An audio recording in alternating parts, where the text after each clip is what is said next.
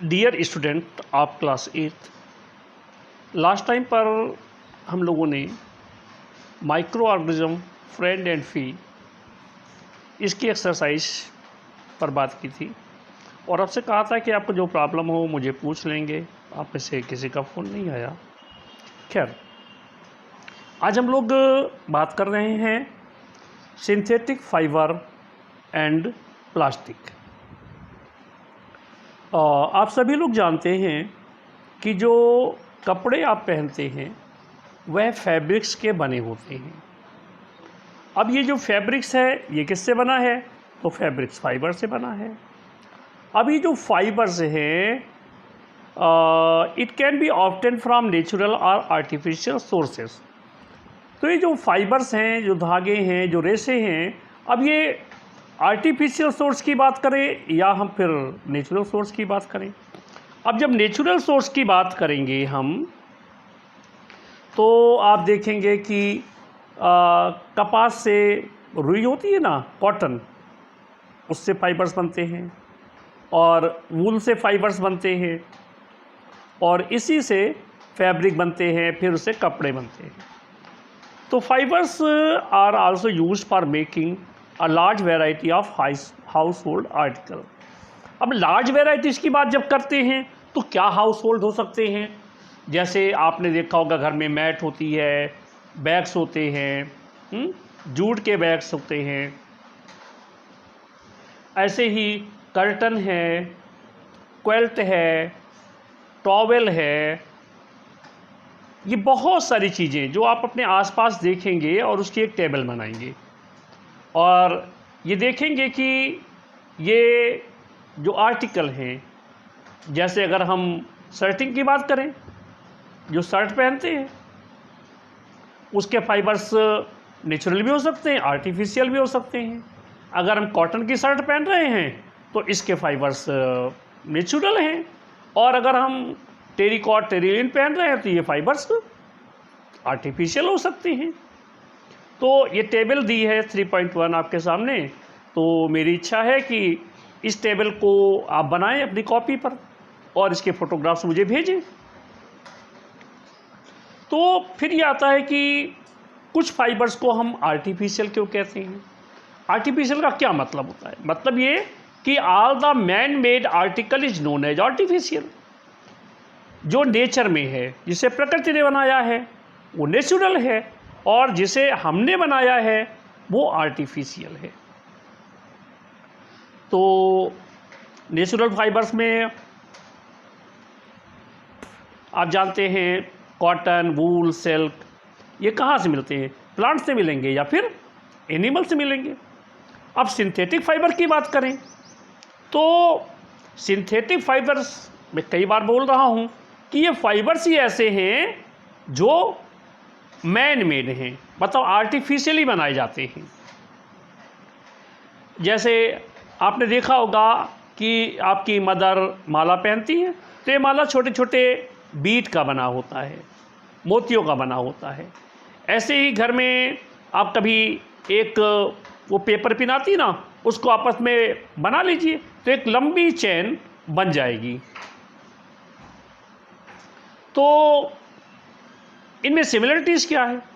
तो synthetic fibre is a chain of small unit joined together. मतलब synthetic fibre जो है छोटी छोटी यूनिट को जोड़कर बनाया जाता है और जो छोटी यूनिट्स है वह एक प्रकार का केमिकल सब्सटेंस है, ठीक है, रसायन से बना हुआ है। और many such small units combine to form a large single unit called polymer.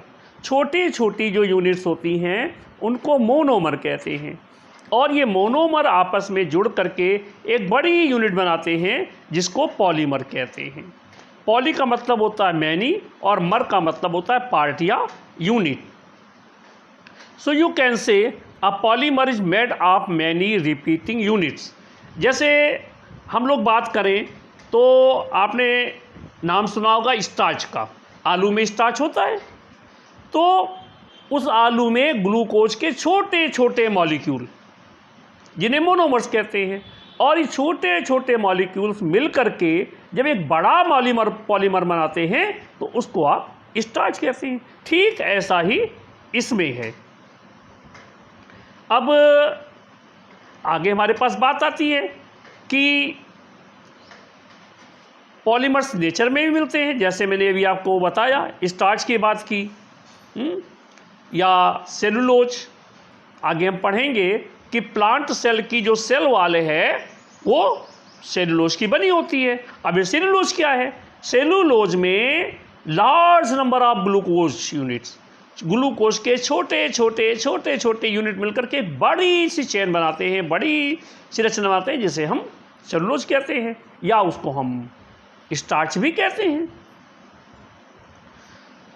तो क्लास 7th में आपने पढ़ा है कि किस प्रकार से सिल्क फाइबर जो है सिल्क वर्म से निकाला जाता है। चाइना में ऐसा हुआ था, गलत लिखा है, भारत में सबसे पहली बार ऐसा हुआ था। एक लंबा समय लगता है। तो fabric obtained from silk fibre was very costly. जो सिल्क के कपड़े होते हैं नेचुरल सिल्क के, वो बहुत महंगे आते हैं। तो उस जैसा ही टेक्सचर, मतलब सिल्क जैसे ही कपड़े आर्टिफिशियली बना दिए जाएं। तो इसके लिए जो है 19th सेंचुरी में scientist were successful in obtaining a fibre having property similar to that of silk. 19वीं शताब्दी में वैज्ञानिकों ने एक ऐसा फाइबर बनाया जो कि सिल्क के जैसा था। तो ये केमिकल ट्रीटमेंट से बनाया गया। भाई chemical treatment of wood pulp, मतलब जो लकड़ी होती है उस लकड़ी को पहले सड़ाया गया, सड़ाने के बाद उसको कूटा गया, और कूट करके बिल्कुल जैसे लेई जैसा बन जाता ना, तो ऐसा वुड पल्प बना। तो this fibre was called rayon. तो ये जो आर्टिफिशियल सिल्क है इसको रेयान के नाम से जानते हैं। Although rayon is obtained from a natural source, wood pulp, तो वुड जो है नेचुरल है, तो yet it is man made fibre, it is cheaper than silk and can be woven like silk fibres. और ये सिल्क से सस्ता पड़ता है, और सस्ता पड़ने के अलावा है कि जैसे मैंने आपको बताया कि इसे सिल्क के फाइबर की तरह बिन करके कपड़े बनाए जा सकते हैं। इसको मन चाहे रंगों में डाई किया जा सकता है, कलर बनाया जा सकता है इसका। तो rayon is mixed with cotton to make bed sheet और mixed with wool to make carpets. Rayon को जो है कॉटन के साथ मिक्स करके, मतलब कुछ फाइबर कॉटन के और कुछ फाइबर इसके, इन दोनों को मिक्स करके बेडशीट बनाई जाती हैं। वूल के साथ अगर मिक्स कर दें तो हमें कारपेट बना सकते हैं। तो ये बात रही रेयान की। अब एक हमारे पास दूसरा आर्टिफिशियल फाइबर है जिसको आप नायलॉन कहते हैं। नायलॉन की आपने कॉर्ड, मतलब रस्सी देखी होंगी, नायलॉन के मोजे जो देखे होंगे, नायलॉन के कपड़े देखे होंगे, बहुत सारी चीज़ें नायलॉन की बनती हैं। तो 1931 में नायलॉन जो है डिस्कवर किया गया without using any natural raw material. जैसे इसमें देखा था, किसमें अभी आपसे हमने आर्टिफिशियल सिल्क की बात की ना, नायलॉन की बात की, आपसे रेयान की बात की। तो रेयान में वुड पल्प का इस्तेमाल हुआ था, लेकिन जो नायलॉन है उसमें किसी भी प्रकार का प्लांट या एनिमल का कोई भी पार्ट इस्तेमाल नहीं हुआ है। तो it was prepared from coal, water and air. It was the first fully synthetic fibre. ये कोल, वाटर और एयर से बनाया गया। नायलॉन फाइबर जो है बहुत स्ट्रांग होता है, इलास्टिक होता है और लाइट वेट होता है। It was lustrous and easy to wash, मतलब चमकीला होता है और इसको धोना भी बहुत आसान है, इसलिए कपड़े बनाने में इसका बहुत इस्तेमाल हुआ है। या जो तमाम, जैसे आप देख रहे हो कर्टन देख रहे हो ना, ये नायलॉन का बना है। सॉक्स देख रहे हो, इसके अलावा ये कॉर्ड रस्सी देख रहे हो, ऐसे ही टूथब्रश देख रहे हो, ये सभी नायलॉन से बने हुए हैं। तो ऐसे ही कार की सीट बेल्ट बनाई जाती है नायलॉन से, स्लीपिंग बैग्स बनते हैं। नायलॉन जो है कह सकते हो कि बहुत से कामों में यूज होता है। जैसे आप पैराशूट देख रहे हो ना, या आप देख रहे हो एक क्लाइंबर जो है एक रस्सी की सहायता से चढ़ रहा है, तो ये सब कुछ जो है नायलॉन का बना हुआ है। नायलॉन का जो थ्रेड है, जो फाइबर्स हैं, वो बहुत स्ट्रांग होते हैं, और इवन जो स्टील वायर होता है ना, लोहे का तार, उससे ज़्यादा ये स्ट्रांग हो सकते हैं।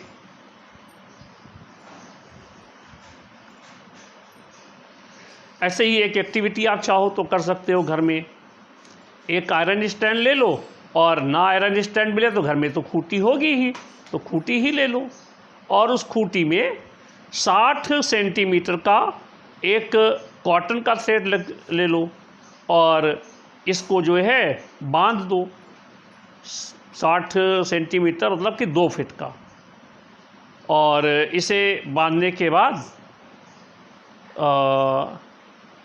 इस पर कोई वेट लटका दो, ठीक है। तो फिर इतना ही लंबा जो है इसी टेक्सचर का नायलॉन का धागा ले लो, फिर उसमें कोई वेट लटका दो। तो आप देखोगे कि जो नायलॉन का धागा है वो नहीं टूटता है, लेकिन बाकी के जो थ्रेड हैं वो टूट जाते हैं। और इस प्रकार से एक टेबल बना लो कि कॉटन, वुड, सिल्क और नायलॉन, इनके थ्रेड आपको लटकाने हैं, और लटकाने के बाद सभी में वेट लटकाते जाने हैं। अब आप कहोगे आपको वेट कहाँ मिलेगा, ये तो मुश्किल काम है। तो इसके लिए करते ये हैं कि छोटे छोटे पत्थर के टुकड़े ले लो, तो बार बार जो है इसमें लटकाते रहो, और टुकड़ों का साइज बढ़ाते रहो, और फिर देखोगे कि सेम साइज का जो पत्थर का टुकड़ा है वह किस में टूटता नहीं है, तो जिसमें नहीं टूटेगा वो ज़्यादा स्ट्रॉन्गर हो जाएगा। तो इस प्रकार से आप ऐसा कर सकते हो। फिर इसके बाद एक और आपके पास थ्रेड है पॉलिस्टर। पॉलिस्टर की शर्ट हम सभी पहनते हैं। ये दिखने में लश्चरस होता है और धुलने में आसान होता है। तो polyester is another synthetic fibre. Fabric made from the fibre does not gate wrinkled easily. जैसे अगर सूती कपड़े ले लो तो उसमें रिंकल्ड पड़ जाते हैं, सिलवट पड़ जाती है धुलने के बाद, लेकिन पॉलिस्टर की शर्ट को धो करके आप पहन लो बिना प्रेस किए हुए, इसमें रिंकल्स नहीं पड़ते हैं। तो ये एक प्रकार से क्वाइट सुटेबल है फॉर मेकिंग ड्रेस मटेरियल। तो you must have seen people wearing polyester shirt and other dress. इसके बाद एक टेरिकाट होता है, एक टेरिलीन होता है। तो टेरिलीन भी पॉपुलर पॉलिस्टिक है और पॉलीमर्स है। It can be drawn into very fine fibres that can be woven like other yarn. दूसरे धागों की तरह टेरिलीन को भी बुना जा सकता है, जिससे कपड़े बनाए जा सकते हैं। और फिर आपने सुना होगा कि ये पेट जार क्या होती हैं। सभी बॉटल्स पे लिखा होता ना पेट जार, पेट बॉटल्स, और ये सभी पेट जार जो हैं इसमें storing for rice and sugar. तो इस पेट का मतलब क्या है, तो यहाँ पर पहेली की चित्र दिखाई पड़ रहा है, तो पहेली को लगा कि ये है क्या। तो पेट का मतलब होता है पॉलीएथिलीन टेट्राथैलेट। बहुत फेमिलर है, पॉलिस्टर जैसा है, और इसको जो है बॉटल बनाने में, बर्तन बनाने में, फिल्म बनाने में, वॉइस बनाने में इस्तेमाल करते हैं। अब अपने आसपास देखो और कि पॉलिस्टर से बनी बनी कौन कौन सी चीज़ें हैं, तो उनके नाम लिखो और नाम लिख करके मुझे भेजो फिर। तो पॉलिस्टर जो है 2 शब्दों से मिलकर बना है। एक का अर्थ है पॉली और दूसरे का अर्थ है ईस्टर, तो एक रिपीटिंग यूनिट्स होती है जिसे एस्टर कहते हैं। तो ester are the chemical which give fruits their smell. Fabrics are sold by names the polycot. तो ये एस्टर की जो है सभी फलों से मिलता है। तो ऐसे ही केमिकल से भी एस्टर प्राप्त किए जाते हैं। एस्टर में फलों की जैसी खुशबू होती है। तो पॉलिस्टर ये और एस्टर को मिला करके जो बनता है फैब्रिक, उसे पॉलिस्टर कहते हैं। ऐसे आपने पॉली कोट देखा होगा, तो पॉलिस्टर और कॉटन को मिला करके बना हुआ है। ऐसे ही पॉली वूल देखा होगा, तो पॉलिस्टर और वूल को बना करके जो सूट वगैरह बनते हैं ना, पॉली वूल के होते हैं। और आजकल कपड़े शर्ट आने लगी, मतलब शर्टिंग आती है जो पॉलीकॉट की, मतलब पॉलिस्टर भी है और कॉटन भी है। टेरी वूल में टेरिलीन भी है और वूल भी है। टेरी कॉट में टेरिलीन भी है और कॉटन भी है। तो इस प्रकार से जो है ये बनते हैं। Polycot is a mixture of polyester and cotton, poly wool is a mixture of polyester and wool. तो ये जो कपड़े बनते हैं इसमें कॉटन और वूल की कैरेक्टरिस्टिक भी आ जाती है और पॉलिस्टर की भी आ जाती है, जिससे दिखने में वो सुंदर लगते हैं, लश्रस होते हैं, चमकीले होते हैं और धुलना भी आसान होता है। जल्दी इनमें रिंकल्स नहीं पड़ते हैं, इसलिए जो है हम ऐसा बोलते हैं। जैसे भी सर्दी आएगी तो आप स्वेटर पहनोगे, शाल ओढ़ोगे, ब्लैंकेट, तो जिनके घर में एसी है या कूलर चल रहे हैं आजकल, तो ज़्यादा देर तक कूलर चलाने पे सर्दी लगने लगती है, ब्लैंकेट यूज़ करते हैं। तो ये जो चीज़ें हैं ये actually not made from a natural wool, ये नेचुरल वूल से नहीं मिलती हैं, क्योंकि नेचर में इतनी वूल मिलती ही नहीं है। तो ऊनी कपड़े भी ऐसे ही बनते हैं। तो these are prepared from another type of synthetic fibre called acrylic. जैसे धारी वाला वगैरह की ऊन आती है तो उसमें एक्रिलिक ऊन लिखा होता है, तो ये नेचुरल नहीं है। The wool obtained from natural source is quite expensive, whereas cloth made from acrylic are relatively cheap. तो अगर हम वूल प्राप्त करें नेचुरल सोर्स से तो बहुत महंगा पड़ता है।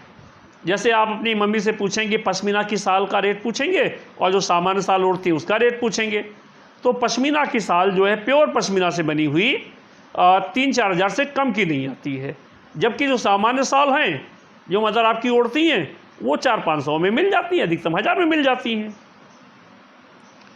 तो clothes made from acrylic are relatively cheap, they are available in variety of colours. Synthetic fibers are more durable and affordable, which makes them more popular than natural fibers. तो natural fibre से ज़्यादा ये famous हो गए हैं। इसके अलावा इनको ये बहुत सारे कलर में मिल जाते हैं, जबकि नेचुरल वूल जो है बहुत सारे कलर में नहीं मिलती है, और इसलिए ये जो एक्रिलिक है वो बहुत पॉपुलर है। ऐसे ही अब आप पहचानोगे कैसे, तो एक थोड़ा सा बाल तोड़ लो अपने आप सर से, और बाल तोड़ने के बाद जो है आप उसको बर्निंग कैंडल में जला के देखो तो उसकी अपनी एक स्मेल आती है, ठीक है। ऐसे ही कॉटन रुई जो होगी उसको जला के देखो तो उसकी एक स्मेल आती है। और फिर अगर जो पॉलिस्टर की शर्ट है उसका एक छोटा सा टुकड़ा घर में हो, उसको जला कर देखो तो उसकी खुशबू, तो आप इसकी स्मेल से पहचान सकते हो। When you burn synthetic fibre you find that their behaviour is different from that of the natural fibre. जैसे ही आप ये सिंथेटिक फाइबर जलाओगे तो बिल्कुल ये चिमड़ी हो जाती है, बिल्कुल चिपक जाती है, ठीक है। जबकि उसे जलाओगे कॉटन को तो कॉटन पूरी की पूरी जल जाती है और उससे आपको ऐश राख मिल जाती है। तो you must have notice that synthetic fibres melt on heating. Synthetic fibre को आप रख दो तो मेल्ट होने लगता है, जबकि कॉटन फाइबर जो है वो मेल्ट नहीं होने लगता है। इसका सबसे बड़ा डिसएडवांटेज यही है सिंथेटिक फाइबर का। इसलिए कहा जाता है कि घर में जो भी महिलाएं हैं या जो खाना बना रहे हैं वह सिंथेटिक फाइबर वाली साड़ी, सिंथेटिक साड़ियाँ पहन करके खाना नहीं बनाएं। If the cloth catch fire, अगर ये आग पकड़ ले, इट कैन बी डिजास्टरस तो the fabric melt and stick to the body of the person wearing.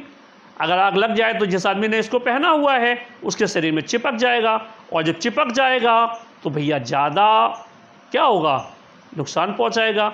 इसीलिए सलाह दी जाती है कि सिंथेटिक क्लॉथ को जो है किचन में नहीं पहनना चाहिए और लेबोरेटरी में नहीं पहनना चाहिए।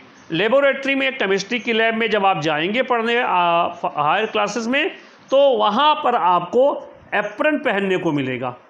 तो एप्रन जो है वो कॉटन का बना होता है कि अगर उसमें आग लग जाए तो आप जल्दी घायल ना हो, या उस पर कोई एसिड पड़ जाए तो आप घायल ना हो। तो all the synthetic fiber are prepared by a number of processes using raw material of petroleum origin called petrochemical। तो जितने भी सिंथेटिक फाइबर हैं वो पेट्रोलियम प्रोडक्ट से बनाए जाते हैं, और पेट्रोलियम प्रोडक्ट में आग जल्दी लग सकती है। इसलिए मेरी सलाह है कि जब कभी आप किचन में जाएं तो कोशिश ये करें कि सिंथेटिक फाइबर ना पहने, और आपकी मदर भी सिंथेटिक फाइबर ना पहने। मम्मी लोग आप देखते होंगे घर में खाना बनाती हैं तो कॉटन की नाइटी या मैक्सी पहने होती हैं, या कॉटन का सूट यूज़ करती हैं, या कॉटन की साड़ी यूज़ करती हैं, कि जिससे अगर बाय द वे एक्सीडेंटली आग लग जाए, कैच फायर हो जाए तो वह सुरक्षित रह सकें। तो आज इतना ही, कल अगले टर्न पर हम लोग फिर और बात करेंगे। That's all.